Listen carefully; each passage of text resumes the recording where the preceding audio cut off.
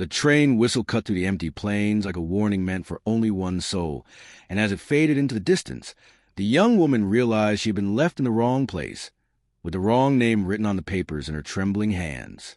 The dust rose around her boots, the sun burned low and unforgiving, and in that lonely moment, she understood how easily a life could be misplaced. What she did not know was that this mistake would carry her toward the one place where her heart would finally be seen. If you believe in silent heroes and second chances, take a moment right now to like, comment, share, and subscribe to this channel, because stories like this remind us that grace often arrives when plans fall apart. Her name was Eliza Runningbrook, a Native American woman raised on faith, tradition, and quiet endurance. She had grown up on a reservation in South Dakota, where her grandmother taught her to pray before sunrise and trust God even when the road ahead was unclear. Life had not been gentle with Eliza.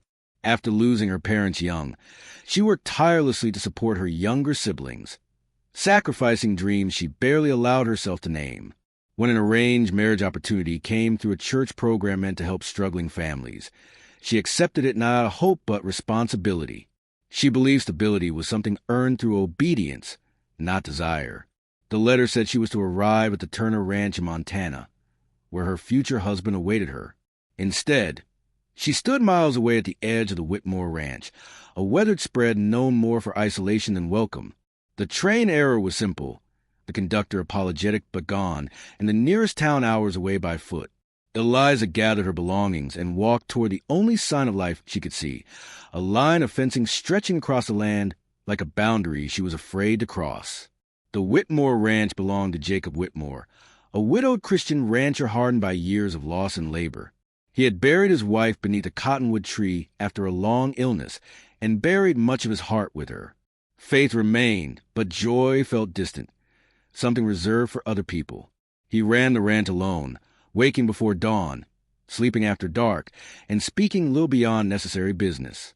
When he saw Eliza approaching, dust-covered and exhausted, confusion crossed his face before caution set in. Eliza explained her situation as simply as she could, offering no complaint, only facts. She did not ask for charity, only direction.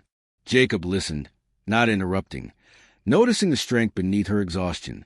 He had known many kinds of people in his life, but something about her presence felt different. She carried humility without weakness, dignity without demand. He offered her food, water, and a place to rest for the night, while he figured out how to help her reach the correct ranch.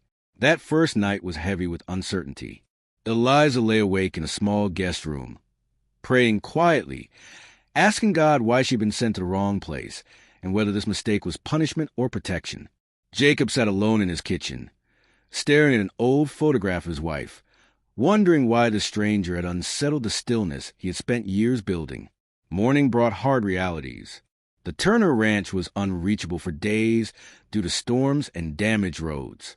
Eliza had no money to travel, and Jacob needed help urgently after losing 2 hired hands earlier that season. He offered her temporary work, clear terms, fair pay, and no obligation beyond what she was willing to give. Eliza accepted, believing this delay was simply another test of patience. Days turned into weeks, and the ranch changed quietly. Eliza worked tirelessly, repairing fences, caring for animals, cooking meals, and bringing order to spaces long neglected. She rose early, prayed before work, and treated every task as service. Jacob watched from a distance, conflicted by the peace she brought into a place shaped by grief. The ranch felt lighter, mornings less heavy, evenings less silent. Eliza struggled internally as well. She wrestled with guilt over delaying her intended marriage and fear that she was disappointing her family. Yet she also felt something unfamiliar growing within her, a sense of belonging that did not come from obligation but mutual respect. Jacob never spoke down to her, never treated her as temporary or lesser. He listened when she spoke of her heritage, her faith, and her hopes, even the ones she barely believed she deserved. Jacob's struggle ran deeper. He felt loyalty to a past that no longer existed, fear of loving again, and confusion over why God would place this woman in his life when it stopped asking for anything more. He prayed harder than he had in years, not for answers, but clarity. Slowly, he realized that grief had closed him off not only from pain, but from purpose.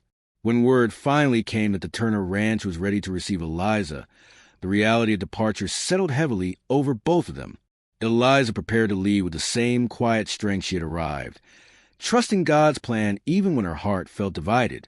Jacob helped her pack, each movement weighed down by words he did not know how to speak.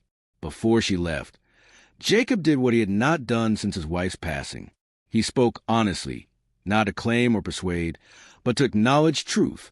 He told Eliza that her presence had changed the ranch and him, and that mistakes sometimes carried more wisdom than plans ever could. He told her that she mattered, not because she was needed, but because she was valued. Those words changed everything. Eliza realized in that moment that she had never been meant to be sent away like an object or assigned like a task. She was a person worthy of choice, of love rooted in respect and faith. After prayer and reflection, she made the hardest decision of her life, one guided not by fear or duty, but conviction. She chose to stay, not because the path was easier, but because it was true. The community reacted slowly, then warmly. Church members welcomed Eliza, learning her story, honoring her culture, and embracing her as family.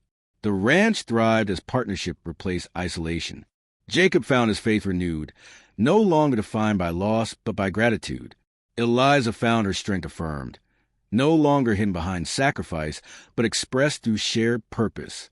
Years later, the Whitmore Ranch stood as a place of refuge and growth. Children played where silence once ruled. Prayer filled the house at night, not as ritual, but relationship. Eliza taught local women traditional crafts, blending heritage with faith. Jacob mentored young ranchers, offering wisdom shaped by humility. Just before the ending, take a moment to comment below and share whether you believe mistakes can be God's direction in disguise.